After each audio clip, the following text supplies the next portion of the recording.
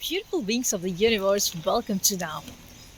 I came to this lovely tree and this awesome park, which I often come to, and I came with this awesome book, Power of Your Subconscious Mind, by Dr. Joseph Murphy. And he talks about how your thought. So if you keep thinking yourself that you're not good enough, that's what you would attract. But if you keep thinking that I'm good and you keep believing in this, then it's going to manifest even nicer and beautiful experiences in your life. So I'm just going to read out some of his excerpts. So first one he says is, think good and good follows. Think evil and evil follows. You are what you think all day long. Your subconscious mind, second thing he says is, your subconscious mind does not argue with you. It accepts whatever you say to it. So if you say, I can't afford it, that's what it will take it as true. But if you say, I can afford it and I can enjoy the good things in life, because that's my birthright to live happy and be happy, then that's what you shall start to experience in your day-to-day life. Then the third thing he talks about is you have the power to choose. So choose health and happiness. You have the power and you can choose to be friendly or you can choose to be unfriendly. Choose to be cooperative, joyous, friendly, lovable, and the whole world will respond. This is the best way to develop a wonderful, beautiful, happy personality. And mind you, this is not about being clever and scheming and diplomatic, but just being genuine at coming from a true space, like how Buddha was, like how the great masters were. They were not nice and good out of deception, but that's coming from a true space of integrity. That's coming from a true space of beauty inside your own soul. Fourth thing he talks about is your conscious mind is the watchman at the gate. Its chief function is to protect your subconscious mind from false impressions. Choose to believe that something good can happen, and it is happening right now. Your greatest power is your capacity to choose. So you choose happiness and you choose abundance. Number 5. The suggestions and statements of others have no power to hurt you. The only power is the movement of your own thought. You can choose to reject the thought or statements of others and affirm the good. You have the power to choose how you will react. So even though the world may try to trigger you, but if you do not give them your reaction, if you do not play the game like how they want you to, then you still have the power to choose to maintain in your peaceful energy. And I know, because I've struggled too many times, but sometimes I am able to be in my good control and sometimes I lose it. So sometimes you just have to go with the flow. But overall, if you are mindful, you would choose happiness and peace and joy. Then the sixth point is, watch what you say. You have to account for every idle word. Never say I will fail or I will lose my job. Your subconscious cannot take a joke. It brings all these things to pass. So always say, I'm going to succeed, I'm successful, I'm worthy of great ideas, and I can make millions and billions. And I have the power to set my mind to whatever it is that I want to create. And with these things, you will see that you will start attracting people, opportunities, and the right set of circumstances in your life, which you always wanted. You just wanted happiness. And that is what every person wants. Everybody wants to be happy. Everybody wants to be beautiful. Everybody wants to have good health, good wealth, good relationships. So that's what you do. Then the seventh thing is, your mind is not evil. No force of nature is evil. It depends how you use the powers of nature. Use your mind to bless, heal, and inspire all people everywhere. So this is a very beautiful message. Use your mind to bless, heal, and inspire all people everywhere. And when you do this, even though there would be some people, your enemies, who would want you to fail, but you will realize that God slash universe slash the creator would keep sending you good opportunities your way. Why? Because you chose goodness, because you chose to bless, heal, and inspire people. So there's a lot of beauty in that. And then the eighth thing he talks about is never say I can't. Overcome that fear by substituting the following: I can do all things through the power of my subconscious mind. So let's say that one more time. I can do all things with the power of my subconscious mind. And this is what is brain and heart coherence. So when you can merge the two and you can stay more aware and conscious of your brain frequency and your heart, understanding that the brain, your mind, is the moon and your heart is the sun.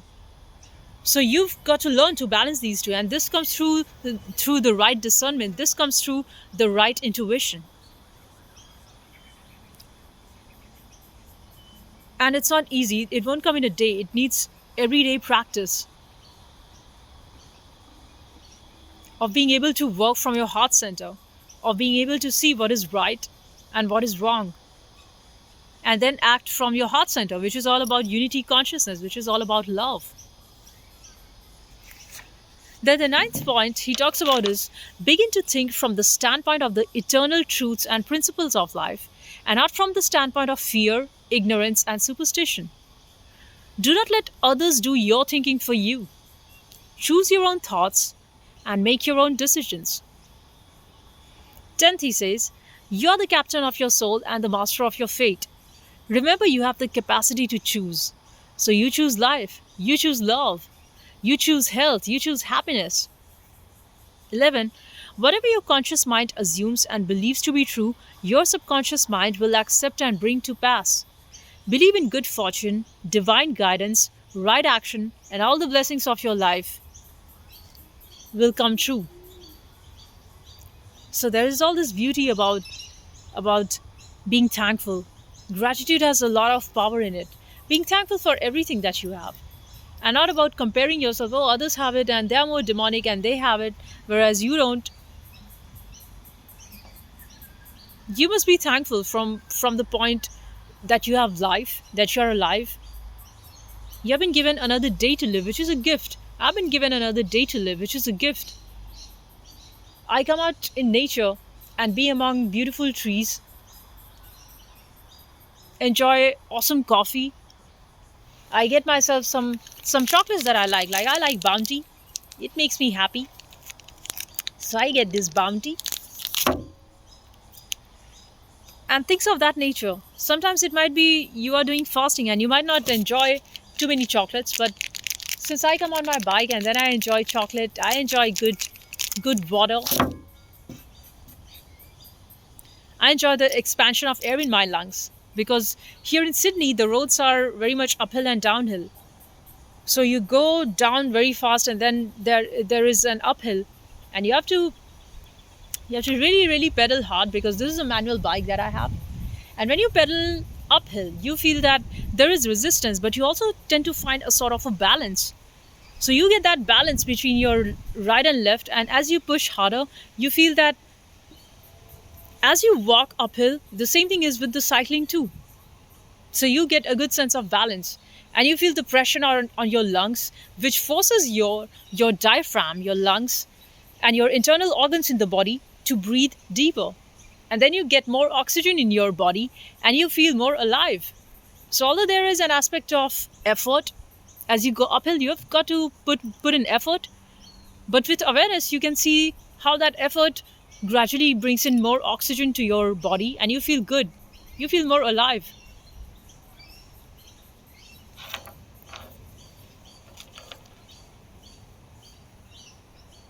So this is what I wanted to talk about in this video. And also I wanted to cover one more thing, uh, which is about, you have ever noticed how come people you help more tend to go against you and be more interested in your fall?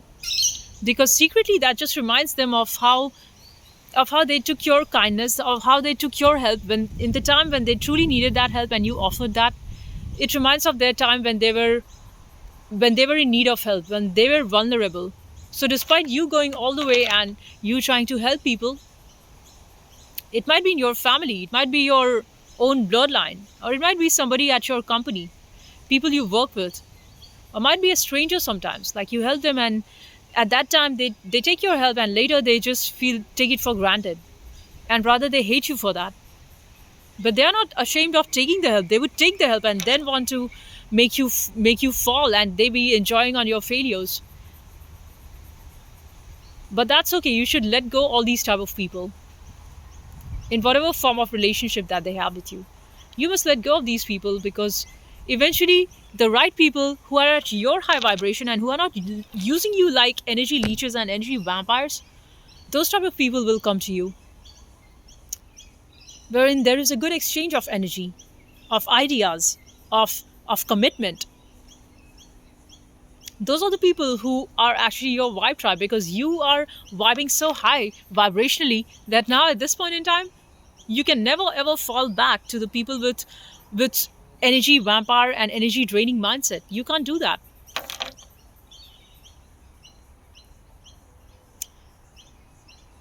So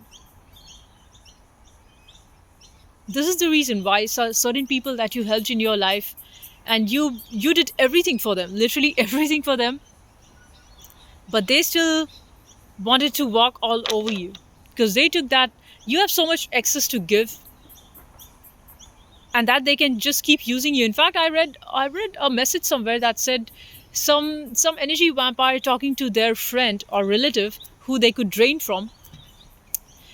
energy from them, drain financially or drain emotionally, or just drain mentally their happiness. And they said, I will let you know when I need you next time. It's as if you are you are begging for them to seek your help. That's not the case. Because these people who have been hit so much by the world, left, right, and center, when they actually see somebody saintly and kindly and king like you, they want to use and abuse you, and they want to take you for granted, your help for granted.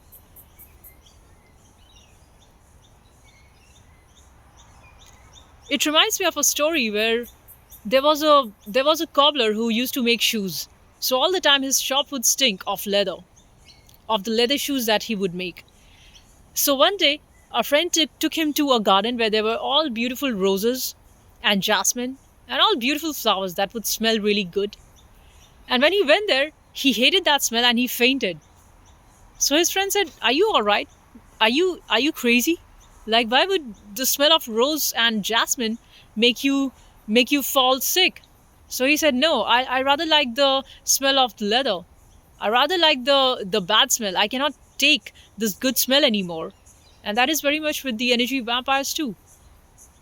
They are so used to of toxic relations that when they actually see somebody who's good, who's providing them good health, good energy, good emotion, good sort of motivation, they're going to take that from you and rather use it against you.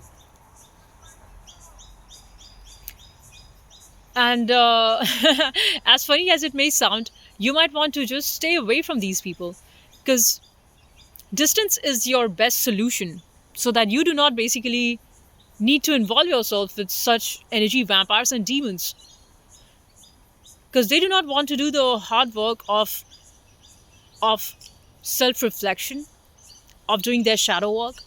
But on the other hand, they want to make you look like you are stupid to help them. So many times you need not help the people who are actually not in a deserving position to help. So just take note of that and keep moving with a good, positive, beautiful mindset. Be thankful and also see people for who they are. And sometimes you need to maintain a distance, and you might want to do that. And use the power of imagination for creating beauty, for creating happiness, for creating success, for creating joy, bliss, and beauty. I'll see you in the next one. Peace and love. Bye for now.